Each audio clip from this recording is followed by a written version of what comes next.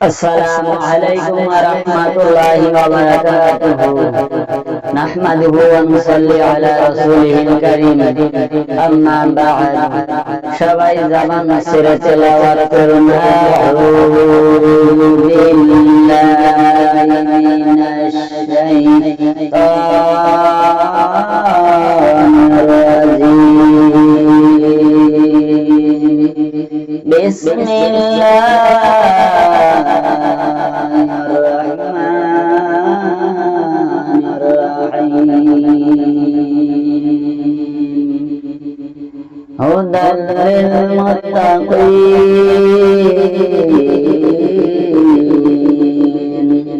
الذين يؤمنون بالغيب ويقيمون الصلاة ومما رزقناهم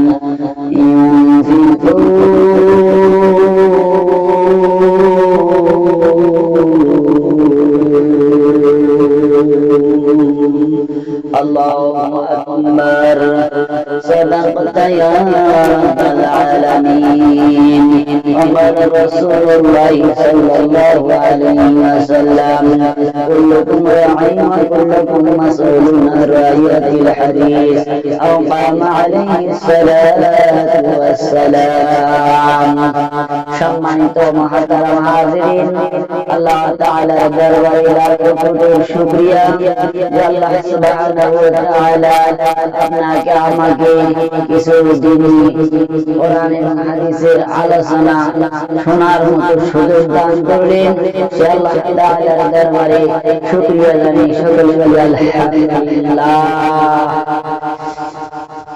الله تعالى ولئن شكرتم لأزيدنكم ولئن كفرتم إن عذابي لشديد যে ব্যক্তি আমার নিয়ামত করে নিয়ামতের শুকরিয়া আদায় করে আমি আল্লাহ সুবহানাহু ওয়া তাআলা তার নিয়ামত বৃদ্ধি করে দেই সুবহানাল্লাহ পক্ষান্তরে আমার কোন বান্দা বান্দী যে আমার নিয়ামত পায় নিয়ামতের শুকরিয়া না আদায় করে আমি তার নিয়ামতকে ছিনিয়ে নেই ইন আযাবি লাশাদীদ আমার আযাব দ্বারা তাকে ধ্বংস করে দেই না আউযুবিল্লাহ সম্মানিত বন্ধুগণ শুধু তাই নয় আল্লাহ রাব্বুল আলামিন সূরা আল-কাসসের শেষ নম্বর আয়াতে আল্লাহ রাব্বুল আলামিন বলেন সাম্মা লা তুসআলুনা ইয়াওমাইযিন আনিন নাঈম কাল কিয়ামতের ময়দানে আমি আল্লাহ রাব্বুল আলামিন প্রত্যেক ব্যক্তিকে নিয়ামত সম্পর্কে জিজ্ঞাসাবাদ করব সুবহানাল্লাহ বন্ধু শুধু তাই নয় সূরা রহমানের মধ্যে 31 বার আল্লাহ রাব্বুল আলামিন বলেন ফাবি আইয়ালা রাব্বিকুমা তুকাজ্জিবান বান্দা তুমি কোন কোন নিয়ামত স্বীকার করবে আমি আল্লাহ রাব্বুল আলামিন আম গাছে আম দিয়েছি কাঁঠাল গাছে কাঁঠাল দিয়েছি লিচু গাছে লিচু দিয়েছি পেয়ারা গাছে পেয়ারা দিয়েছি আল্লাহ রাব্বুল আলামিন অসংখ্য অগণিত নিয়ামত দান করেছে এই নিয়ামতের শুকরিয়া আদায় করতে হবে বন্ধুগণ যে কথা বলতেছিলাম সম্মানিত বন্ধুগণ গভীর মনোযোগ দিয়ে শুনবেন কোন দিকে নজর না বন্ধু ধ্যান এবং খেয়ালের বয়ান দিয়ে বয়ান দিয়ে শুনবেন বন্ধু হেদায়েতের মালিক কে আল্লাহ রাব্বুল আলামিন বলেন হাদাল্লাহ আমি আল্লাহ রাব্বুল আলামিন হেদায়েতের মালিক আমি আল্লাহ রাব্বুল আলামিন হাদাল্লাহ আমি আল্লাহ হেদায়েতের মালিক এমনকি বিশ্ব নবী পর্যন্ত হেদায়েতের মালিক নয় আল্লাহ রাব্বুল আলামিন নবীকে পর্যন্ত হেদায়েতের দায়িত্ব দেননি নবীর হাতে যদি হেদায়েত থাকতো তার আপন চাচা আবু তালেব বেঈমান হয়ে মারা যেত না বিশ্ব নবীর আপন চাচা আবু তালিব মৃত্যু সজ্জায় নবী আমার আবু তালিব ये बोले चाचा আমি মোহাম্মদ আপনার বাতিজা শুধু আপনি কালিমাটা পড়ুন কাল কিয়ামতের ময়দানে আমি নবী আপনার জন্য শাফায়াত করব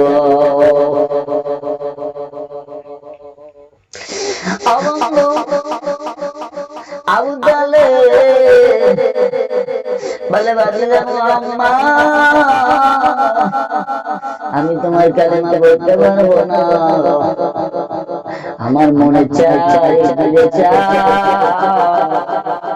তোমার কালেমা পড়ে মুসলমান হয়ে যেতে তোমার কলিজাটা ঠান্ডা করে দিতি কিন্তু মোহাম্মদ বাতিজা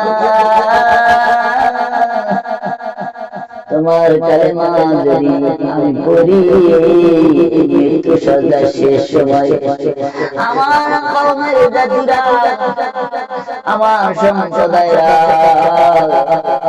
আমার প্রতিবেশী বন্ধু বলবে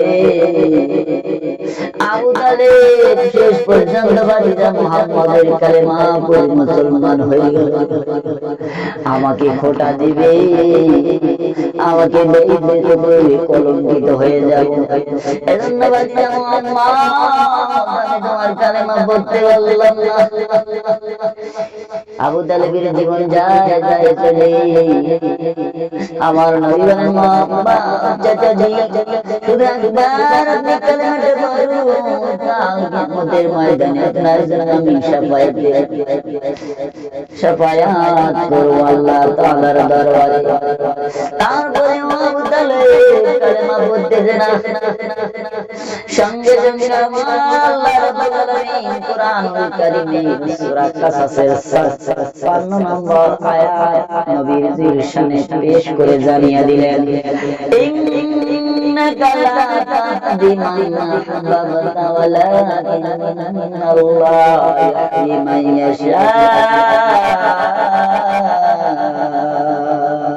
আল্লাহু আকবার আল্লাহ বলেন হে নবী আপনি চাইলেও কাউকে হেদায়েত দিতে পারবেন না হেদায়েতের মালিক আপনি না হেদায়েতের মালিক আমি আল্লাহ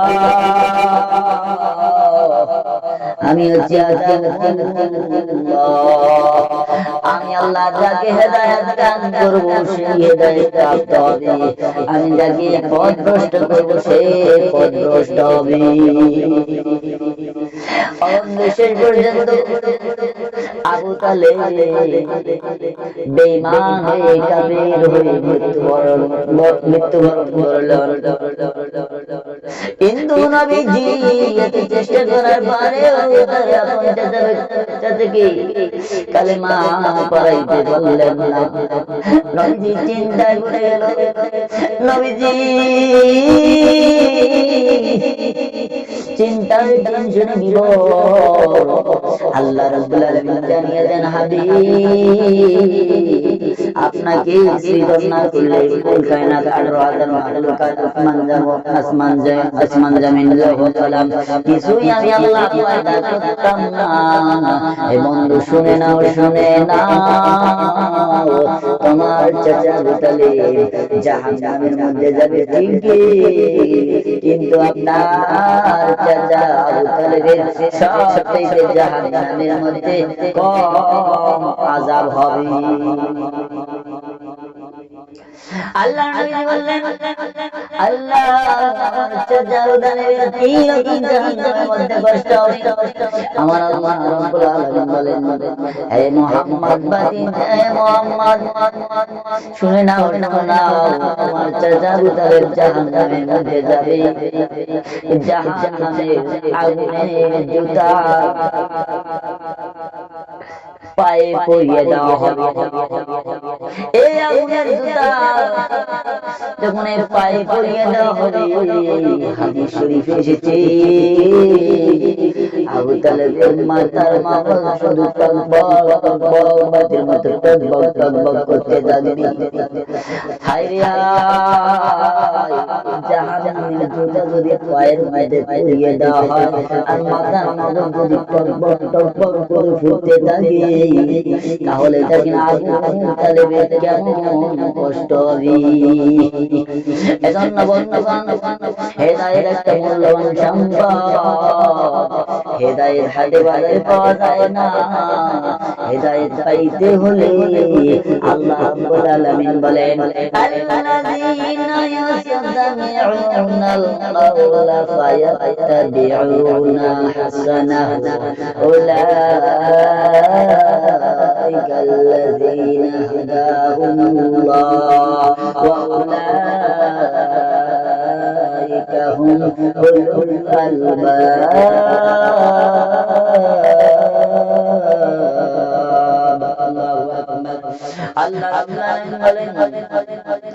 নিশ্চয় যারা কোরআন এবং হাদিসের কথাগুলি শ্রবণ করে, কোরআনের আয়াত তেলাওয়াত শ্রবণ করে, যেটা কথা, যেটা বাস্তব কথা, যেটা সত্য কথা, সেটা নিজে তাকদীরে মেনে নেয়, আমল করে, আর যেটা অপ্রয়োজনীয় কথা সেটা জীবন থেকে, এই স্মৃতি থেকে ডিলিট করে দেয়।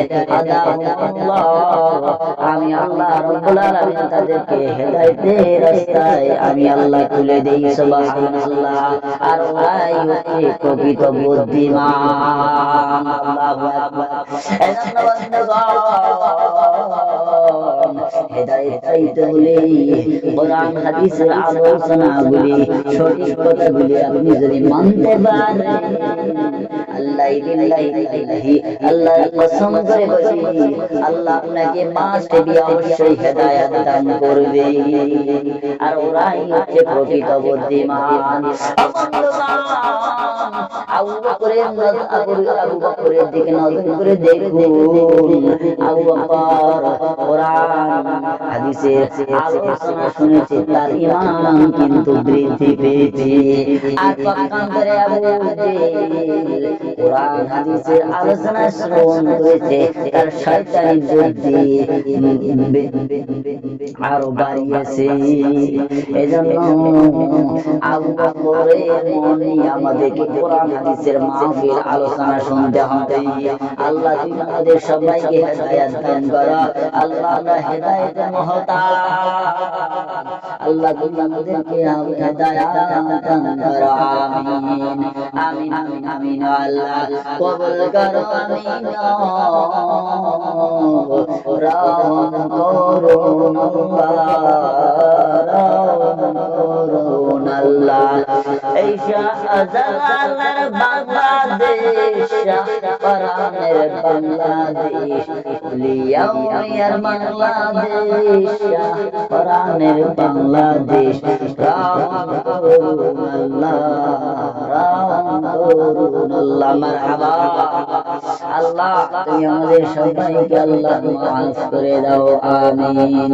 সম্মানিত বন্ধুগণ, আমার এই ভিডিওটি ভালো লাগলে আমার ইউটিউব চ্যানেলটি সাবস্ক্রাইব করবেন এবং পাশে থাকা নোটিফিকেশন বেল আইকনটি বাজিয়ে দিবেন। আল্লাহ তুমি আমার এই চ্যানেলটাকে নিশ্চয়ই করে নাও। আমিন। আসসালামু আলাইকুম ওয়া রাহমাতুল্লাহি ওয়া বারাকাতুহু।